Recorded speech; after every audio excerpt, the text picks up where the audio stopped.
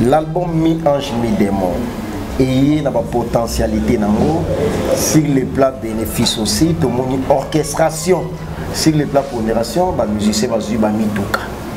Quand on va Mituka, on a des projets ou des albums retirada ou pencha qui ont reçu la scie retirada dans le côté Mi-Ange Mi-Démon obligatoire, il faut les musiciens là, et puis une information dans notre possession, les musiciens vont jouer Mituka et ça va Oyasima. Bon, tout ça clair. Ni retirer des albums dans un moment où la salle en na calcul les musiciens qui va ça ni dans un moment. Nga beta na wengi ba sombe dans la voiture. Où est son l'accès nga ko pêcher. Pesa ngambi cité. Et ba carnio somo na kana sumi sombe la ndenge na somba na ndenge na dédouania. Maile na nga. Ba musicien ba orchestre tout ya kina ba na ba catch. Ko chaka bien. Nga siko tonga nazo pesa donc nga na pesa na misela ngai bipeke boss life on a calcul na ngai déjà voiture na on a pesa moto il faut la voiture ngai na ko linga ba pesa nga donc ça veut dire que voiture na fait uta Dubaï to Japon et ye batambola na ngote de yoza mutali boso basombeli mais je voulais aussi que na l'acceptation que ndenge bino beaucoup ko edenga ndenge na koko ede bino ba on betela ma solo obi ya wata musicien mo ba ya gwana tel obi ya tapaje ba musicien fo na ketchine wana chendule na bango makasi na bien yanga pe ba kochela ba ndule makasi lelo siko so ba kutani ba ya na ketch champion pa ya na bord après ba tchana ba volume batala nani ya kochana qui grand frère nayo c'est la musique qui est Koffi Olomide tout le monde est parmi les musiciens ou les soutiens qui est par rapport il y a un message important pour l'événement à Paris la Défense Arena où ils ont annulé concert Arena n'est pas annulé tant qu'on a tel qu'on a pas si mauvais mais après n'est au monde que bah annuler le concert d'abord on a boy bah annuler le concert et bien la France donc ça veut dire que France n'a pas annulé le concert nakamura ba funda vinanga OK les kambuni ici la raté pourquoi pas retirer ta plainte sur naté bazala na obatu oui je vais te dire un truc na limite que na continue na image à Vera Mbote na limite que mutumo a ça l'orchestre est pour violer danseuse oui ba suivre porter plainte sur na ba komba ba film susu nga misu na ibi bango jambe amikolo bazala jana mwana mikolo bazala jana ba vie moko bo déjà au monde de tora boto ebani vie héritier atana bombi même tant que na banda ko kendo luka tam su mutu moto film moto na ba banda o mona nga to yebani ba vie ndamene bongo acharnement contre et oui t'as pas ba ndeko na ye ba congolais et bata bamboka libanda ba soutenir rail mais de son yon les autres côté le monde na bata braza ba défendre Rambo mais ba congolais mo ba sangani 8 10 pour ça na bango yakende ko souffrir 8 ans oh entre nous.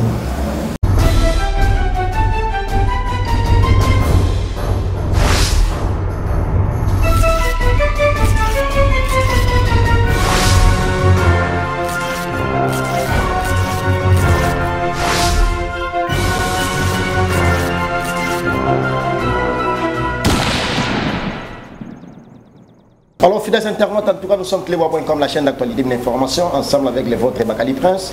Je reçois Héritier Watanabe, monsieur le chanteur. Je ne suis pas seul, je suis bel et bien avec mes différents concerts, puis confrères aussi également. On va parler, on va décortiquer concernant l'actualité parce que l'artiste n'était pas à Kinshasa, l'artiste était en province, ensemble avec toute son équipe, j'allais dire, son orchestre, la Team Wata. Héritier Watanabe, c'est un musicien Mituka. Oeza innovation, Oeza Makamoto Lingela la musique Ezala.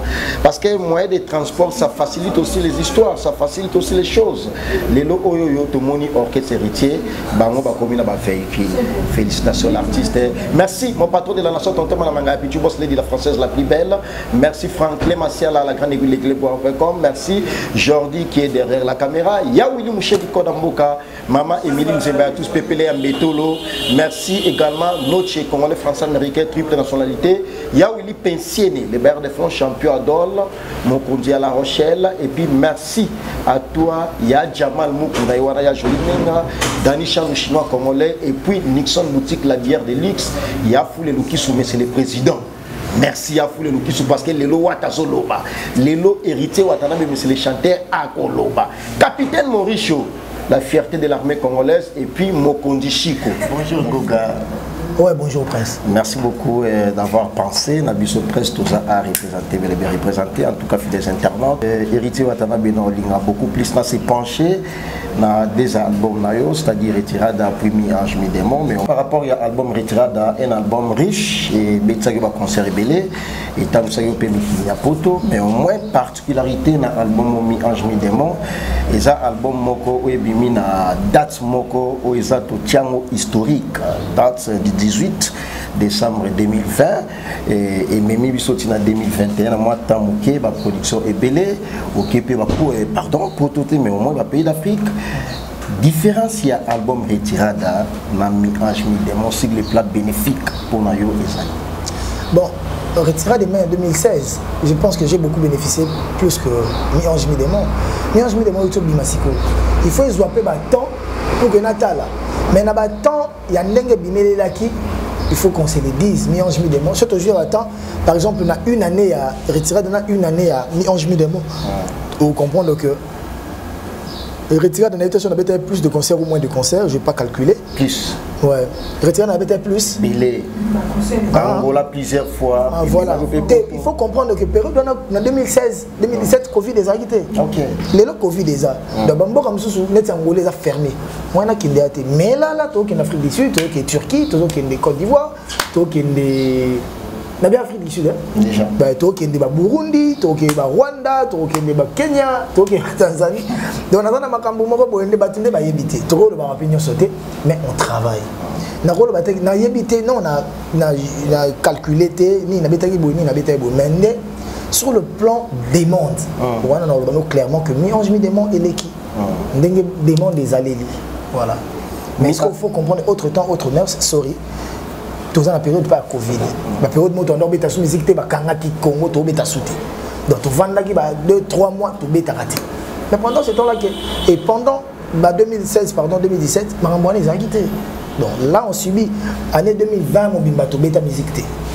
Parce que l'année à Covid, année à confinement, etc.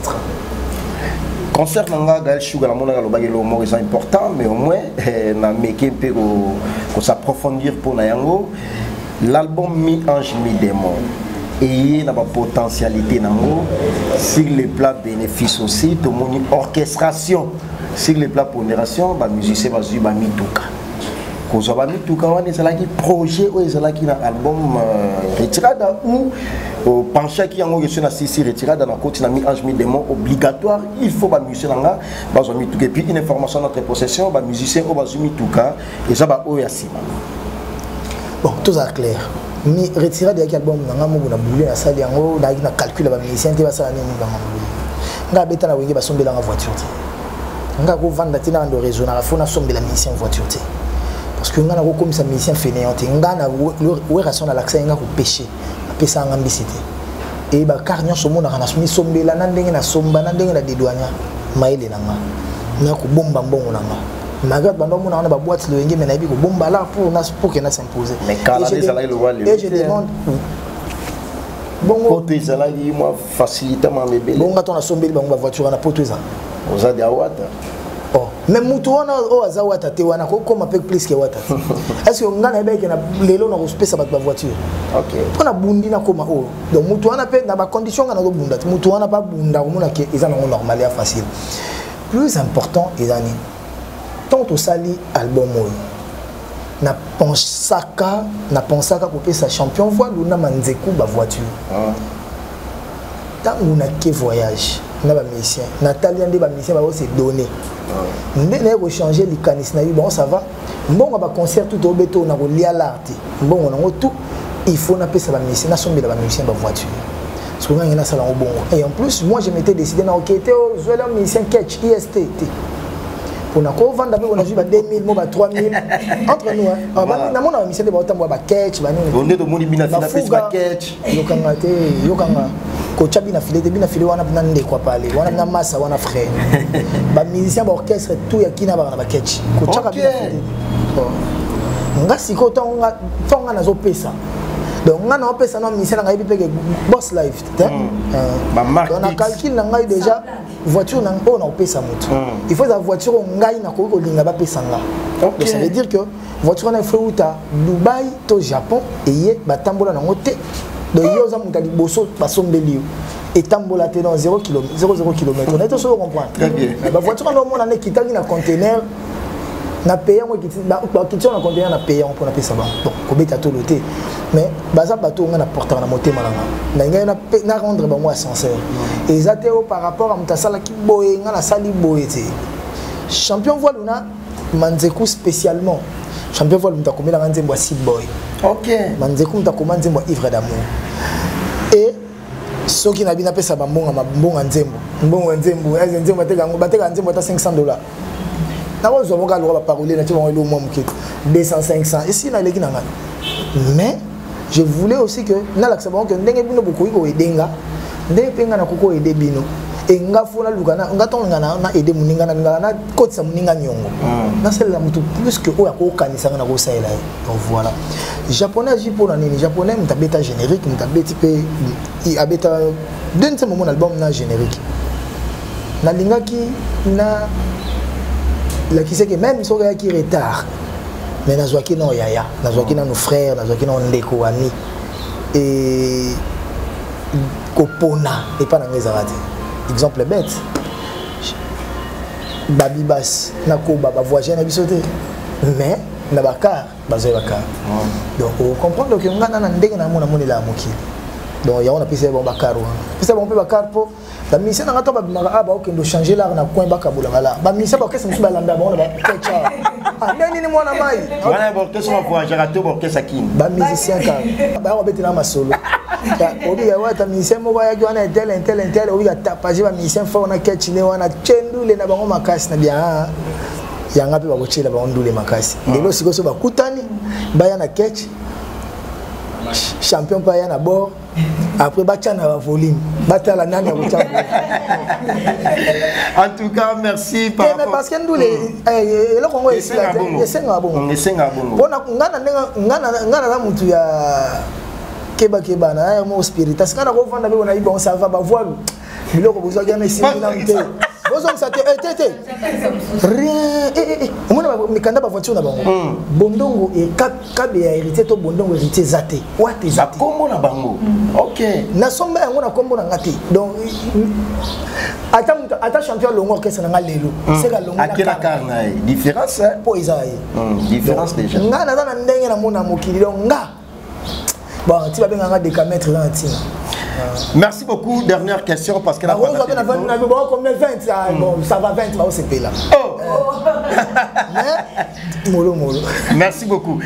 Une question de curiosité, tout le monde qui est grand frère Nayo, c'est le plan musical excusez qui est Koffi Olomide, tout le monde est parmi les musiciens ou les soutiens qui est par rapport il y a un message important pour l'événement à Paris la Défense Arena où ils ont annulé, tout le monde qui est hérité Watanabe monsieur le chanteur, Azala qui est aussi de la partie. Alors les concerts a été annulé, tout le monde est sous procédure, il y a Makambu interpellé la justice française, hérité Watanabe état artiste lycée congolais, au monde a comportement à frère Naïso combattant et puis deuxième volet concerne les gens qui annulé à Arena. Concert Arena les qui annulé, tant qu'on a tel qu'on a pas si mauvais. Mais après, nous au monde que bah annulé le concert à Burna Boy, bah annulé le concert et bien en France, donc ça veut dire que France n'a pas annulé le concert. Et ça va combattre na évité. Bon bah combattant kene ko annulé c'est pas Burna Boy nigérien. Quand vous disque platine ba disque d'or ba ndenge tout. Ba annulé pendule na ezali na France. Ba concert rebelle artiste français ba repoussant pour 2022. Je comprends que la Covid ba ce qui quantième vague à Covid wana na ba élection zoya ba ça a besoin ba ba coup de pression peut-être. Et qui bon mais na qui vient na ngaro beta yo arena na. Surtout que na ndenge procès na kamora ba funda vina nga. OK. Les Camboni ici la raté. Pourquoi pas retirer ta plainte wana té? Bazala na bato. Webi je vais te dire un truc. Na limite que na continue na image à Vera Mbote. Na limite que mutumo ko ça l'orchestre n'est pas violer danseuse, tout pas brutaliser danseuse. Remarquez il y a qu'à répétition. Pas de bakanza lora net surtout là ça va danseuse bongo. Ba danseuse na ngata ba utanga ndako na ba yé déjà rep. Soko talinde balata. Tant que la concert balata bien. Na tcheno ba wanga bango moko ba libilo ko katana biloko moko mike Shakira ola telo kilo to motel mais oh ils ont le roula ta chingate pour tout le monde répéter na parler siko un jour Shakira yo vanda ba o ba ndako violenter nga banda ko sala nga bo banda sala nga bo là tu comprends très bien bango kutunde ba yaka ko dinga tam ba ko l'orchestre batu pour na limite que patron moko vanda na boule na vandeli a cheboule ne danseuse non nazo sous-estimer ba danseuse nazo kiti sa ba danseuse nazo diminuer ba danseuse mais bakina ngoma bakina ngoma bi parce que entre ba fille ba porter plein de soins quelqu'un ba comme na ngo ba c'est échappé na ba komba ba fille mususu nga misu na yibi bango jambe amikolo bazala jana mwana mikolo bazala jana ba vie moko boy déjà au monde to raboto e bani vie héritier ata na bombi même tant que na luka na bandai ko kendo luka tam su mutu moto fille moto na ba bando mona nga to yibani ba fille bakenda na ngoma be et après je condamne pas aussi Vera Mbote na 1000 façons ko luka bango pe ba baleki na ye bana na ye à gérer bango pour maman qui est bien mais comme ils a déjà baké ba sambi déjà et que la justice c'est que déjà mbango bongo na ko souhaiter kara vie ba quitter na bango bazala bien ba sœur na biso na Vera biso na bazala bien parce que bato bazo combattre vie wana na le but que faire bien na le défendre na été mais eza kobanga ndamnene bongo acharnement contre ye et où t'as pas bandeko na ye ba congolais et ba tabamboka libanda ba soutenir raye na te so nyona ezo kongo te le monde na bata braza ba défendre Rambo mais ba congolais mo ba sangani 8 10 pour ça na bango ya kende ko souffrir 8 ans oh entre nous le bête a fait oser quoi ceux qui vivent na daï lelo parce que ba rouler la tête n'anga au fêter non to ba congolais to ndé na biso yango moni peta mususu ba to bundisa biso ba guerre wana il faut que lukana ba motif mususu ba bundisa biso neti ba biso mo ba congolais tellement to zaka mabe yango to mususu pesa ba accès ba mususu ba profiter ba sala biso mabe il faut te protéger il faut to se protéger au moins idéologie bien ça va dire so mu pa yaye bo se défendre dans entre bino so mu pa yakei après bo bagarrer entre bino ndenge kina ne lokende bien temoko mais ngandenge na ebeli bako condamné be Vera une année moto 6 mois avec sursis et si a condamné bolota la journée sur 6 mois ba vanye na ye po ba bato ba kanisa lo so ba condamné OK prison normal le mola te lamba wana non ko les apôtres ça te que procès mo bandi lelo si lobité non bandi bandati lelo donc vous comprenez que ba ko beta pe Vera une année mo botam so na territoire français et ça condamnation une année peut-être ba tché tam sous Bratislava en andako et ça condamnation et aussi na carte que Vera ba tché na prison et moi étant chrétien na ko sepela na passe ya moninga te même il y a plus grand ennemi nanga donc comprendre que nzamba osala la tché foi nzamba osala merci beaucoup à okende nae à recéder à kindo ka verdict na ndenge elekela nzamba osala. Je vais épingler encore un peu dans la question bah confrère na ba tout et tout retirada et bimaki on était il n'y avait pas de Covid, il n'y avait pas la Covid-19. Il y avait des concerts, il y avait des promotions partout. Mais au dehors remarqué, mi-ange des mots bimi pendant la Covid-19. Mais il y a une très forte différence. Quand j'ai dit une très forte différence, donc différence c'est Zamakasi.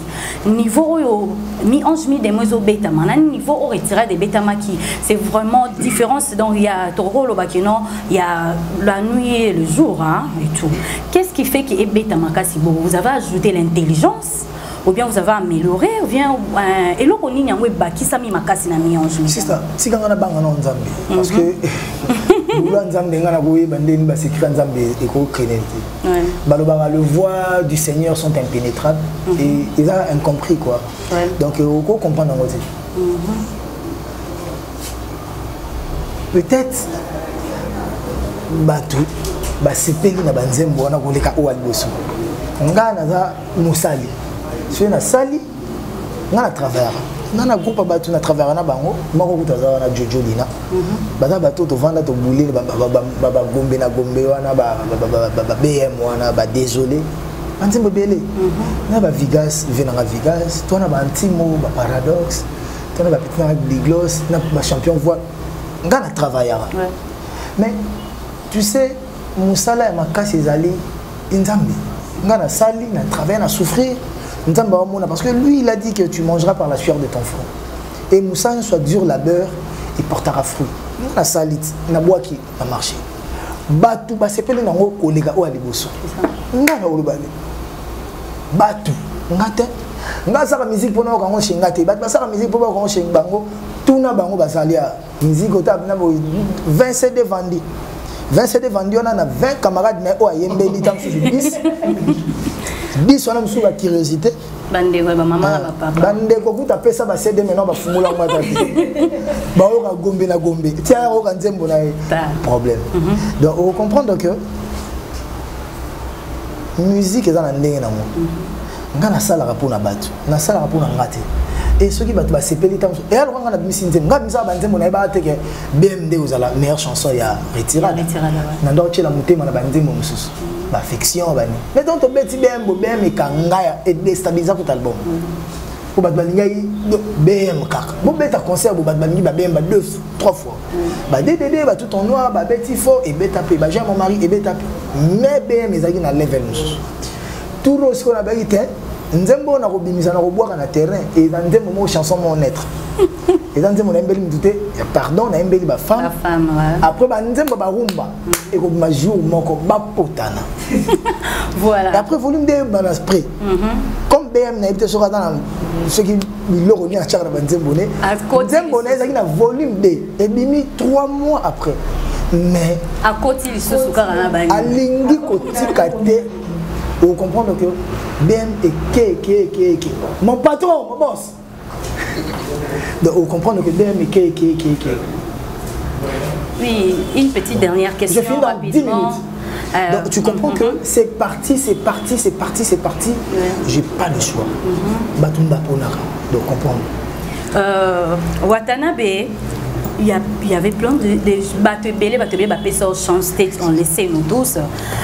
Quand tu te vois Watanabe Wano Bapesara chance, Watanabe Alelo, tu t'es dit quoi? Non, j'ai la chance d'être bien entouré. Aujourd'hui, j'avais peut-être Maître Tété Kabwa, qui n'est plus. Il y a Maître Kazi, tout ça là. Moi, autour de moi, vous allez voir, j'ai des gens qui m'aiment. J'ai des frères qui me portent à cœur. Eux, pour eux, c'est pas d'abord les succès, c'est pas d'abord le talent. Un Josué Béa, prêtre de son état ou un ben des sacrificateurs te baseur dans la famille béa bango na tête na bango da tête héritier face à la succès héritier za biso to porter vous comprenez j'ai des amis qui m'aiment qui me soutiennent et tant on attend la soutien na bango moi ça me motive yo mona na bossa kana niveau moko ke il faut makambo za la quelque chose à écouter ni je sais pas pardon Watanabe Yakala quand tu te vois comme ça ndenge penza ozo chapeauté partout en place moko te mirezali tu te dis quoi album non entre nous la minute c'est Watanabe donc il n'a pas bobo sali que tant na musaka album nanga le 18 na confrère na tout na que que au signé il y a carrière au signé qui en au banga qui l'autre côté au côté tu as foncé tu continues toujours d'enfoncer parce que déjà na signé qui rien n'a préparé qu'à rien. N'a pas na date, date ils ont choisi depuis. Affiche au manareta, même période, na affiche mususu. Et en plus, na musique qui album na mutu côté. Tout musique album sur 4 sur 5. Oui, même si quoi ils ont mis en chemin de monde des obétamment. Vous comprenez que nga na bosser pour na tembe nyanga moko. Tembe na mutu. Na mutu. Mais bato balingaka ba fissuringa ba bukanga naza facilité na facilité na avantage mo nga kinda classe bien donc moni ndule beta na chaka na mutu na nganchiki so ça m'a bien ezalaka bien Merci beaucoup. Et sur ça, on peut namoter ma bolingo. Ouais. Parce que moi, tout ce que je le fais avec Dieu aussi. Merci beaucoup. Je passe les relais à mon confrère. Hein. Ouais, félicitations Héritier Watanabe. Merci frère. Dans la face, je suis de l'intelligence. Je suis de question. Héritier Watanabe, il y a un peu de la qualité notée au Kinshasa, et à ce que tous les héritiers. Héritier, il dit que ma génération n'a parce que tu as un Congo, tu as un pays francophone.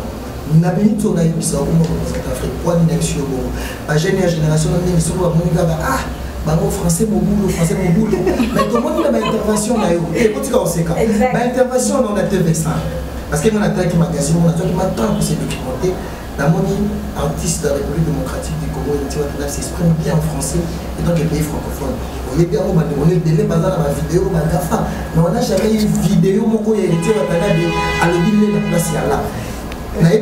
Je sais pas parler mieux français que les autres. Non, pas mieux parler français. Mais nous, les autres, dans ma territoire, nous avons représenté le démocratique du Congo. La partie sur la langue francophone. Là, je te dis par rapport à tes qualités. C'est l'instruction que j'ai eue, c'est l'éducation que j'ai eue. Je suis allé à l'école, j'étais quelqu'un qui aimait les études. J'ai pris mon temps. Ma classe, comme on a eu 6e, 5e, 6e temps, la bande musique. Mais avant, j'étais un élève appliqué à un niveau tapaïdé. Renseigne-toi auprès des gens avec qui j'ai étudié, ils te le diront. J'ai pris mon temps. Nga na musique te ya loyenge. Na musique loyenge zali na. Na batu bando mona héritier. Moi batu sou na ora na basodo na te vérité ko tozoka échec na yoka. Je pas période de bagarre na Sankara. On a il était toujours à ébouer. Mais là, tant que maison mère déjà dans la 6e des humanités, je crois. Et la barrière dans le dernier mot, tant que dans la science, on à Saint-Jean. Oui, je dois aller à l'université. C'est long calcul. Non, j'étudie plus, j'étudie pas. Mais je pense étudier un jour. Na ça qui est fort car quand il a ça marche bien. Na ça rapide fort na ça la marche bien. Je suis pas peut-être le plus intelligent, je dirais pas ça, mais j'aime avoir la connaissance. Moi j'aime connaître. Et mon savoir, je le dois à Dieu, je le dois à ma maman, je le dois à ma famille, je le dois à mon entourage. Nga sona moni aux amaïle. Nga na iba comment aux amaïle bon. Il faut jouer la qualité aux amandes. Et le tournoi au Bundisana, sans pour autant qu'on va poser la qualité pour Baninga. Dommage, moi je vois la vie comme ça. Entourage représente trop intellectuel dans ça. Mais quand on a un entourage héritier en fond, entourage en avait. Parce que la femme a l'écriture, c'est héritier. Ah ouais. Héritier, on a la dernière question dans les attaques qui est là. Tout le monde album, mi-11 mi d'avant l'album, il faut qu'on les dise. Quand on a besoin de compliments, on a besoin d'attaquer. Pour attaquer, on a besoin d'attaquer. On a besoin d'attaquer. Héritier Watanabe, Goka, Motonate, Bassirien, on a soupé ça. Les lots déjà, qui va prouver la musique. Héritier Watanabe jusque-là, est-ce qu'on peut accueillir le film jusque-là dans les hommes? Les filles à Kena Zala, Silate. Pour battre bien, il y a un bango. Baya pringa basila ebele na kuta basila tant ba basila kosila na yate artiste a ozaka na voix na ye kosila bazala susu na application ndenge bazala ka bisote na concert ba nzembo ebeta na ba bar na bebele bele yango to ba kosila j'attaque pas les amis j'attaque pas les frères mais vous comprenez que batebele bana régression enga banda ou ibangati le na arabe flèche nanga nayebi ke jour mosusu mpe nga mpe na kosila mais nabundaka jour yango bashuga bamona yango te bino bomona yango te bino bango bamona yango te mpo nana baarme nano ekopesa makambo na existe watagoga mpona sukisa likambo so na tuni te batosali émission te album mélange mi demo esimbi mais album ya bafrère na ya wenge dynastie foto loba yango oyo eza na matoi ya bato ebele par rapport à la participation dans le Lubamaki, vous avez quitté voilà déjà pour le kissi yango mais album mon nengezo mon yango le soki album ni Héritier Watanabe au souhaitant la chance est-ce que mon album mon éco récroché et quand la paix il faut ba fleur jour et oublié madame sur dans pas battre le bosso ba son dans son passé mais là c'est fanatique fanatique c'est-à-dire la fanatique ba fanatique ba robeta masolo album ba kolo nango ba robeta te wana tout grand talent talentueux à niveau tout mais ngai sikoyo naza fanatique te naza mpe porte parole te naza mpe chargé des presses te communicateur te surtout nde mpe fanatique te bazosala mamu na bango bazosala mamu bien ezokende mpe bien totalaka jour ekobima tokosomba esili déjà esila babimisa yango tokokende na victoire tokokende tokosomba tokoyoka oyo nga nakosala yango wana apport na nga ezalaka na kosomba nakoyesa bana kini ke album ba grand chanteur ba grand artiste na bino yango wana bana plan nanga bana mouvement na biso voilà. Gaël, pardon, une dernière question.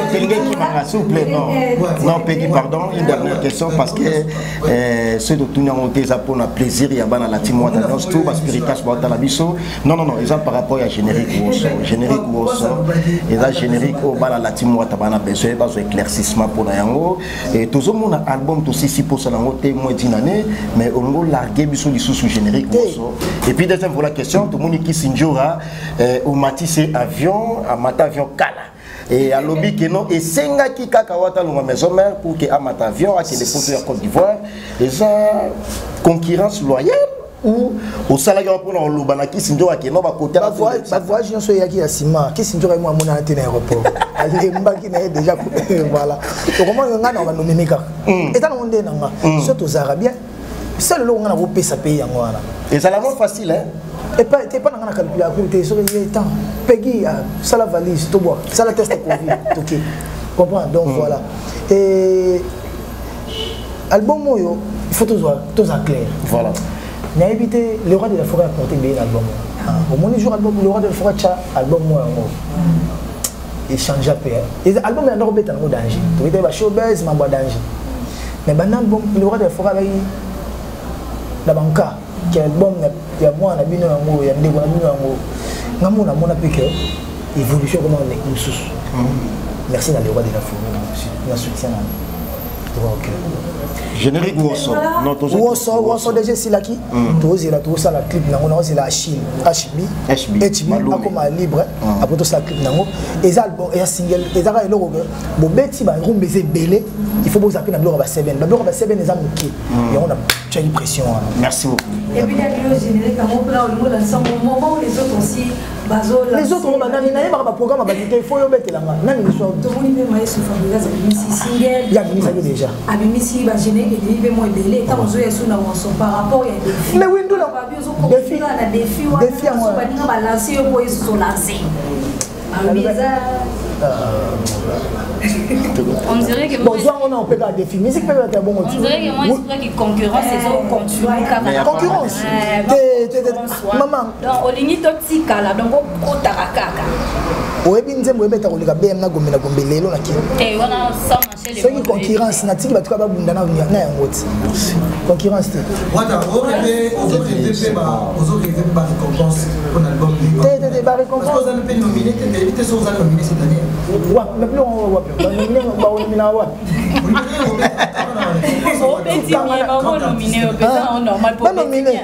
nominé te eloko eleki yosoma batinde bayemba na banzela te naleka na car nakuta na vie na ngamo excellence na bombi kombone ayebisi nga héritier naleki na voiture na cortège ko embouteillage ezalaki naleki na 15 bar naoki ozobeta na 14 bar siko naomi tuna ocorrompre bato babaru wana vous comprenez que ceux qui nous ont battu le bourg, voilà. L'ongolais a la concurrence, ils ont manqué trop. Merci beaucoup. Bandeko, nous avons dit que album, bien affilé pour album, mais bien qui, dans un zémo, nous avons eu Théo,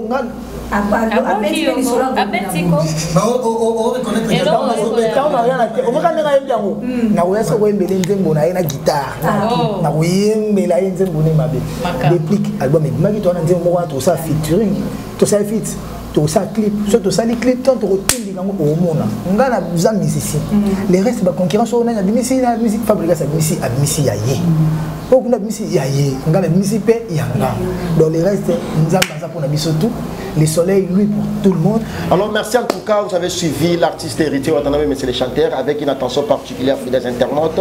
Ça nous a réjoui aussi également. En tout cas, félicitations, l'artiste a bien explicité certaines zones d'ombre. Merci à vous. Merci à la grande équipe parce qu'il y a mon assistance, il y a Jérémy, Waza Awa, et puis il y a Yangoma, Azalaki Wana, il y a Yabola aussi également, et puis il y a Adèle Siala de génération en génération. Merci à vous, Dr. Nkani Yaya. Merci Maman Emiline Zemba. Merci à Marie-Hélène Linongi, patronne à MHLMB.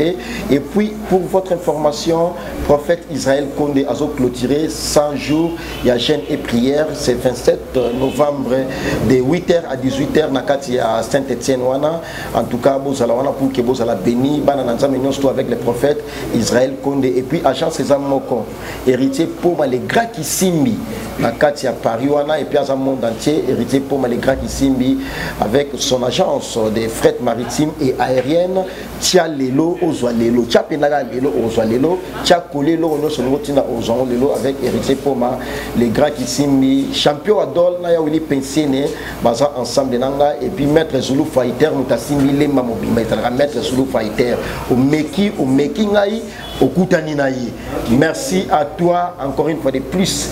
Yarisha Moutoumelevé Chacha, Chims Kabengele, l'homme des immeubles. Merci à toi, Chims Kabengele. Oncle Visa Mwamba, mais c'est les maires de Paris, Oncle Visa Mwamba.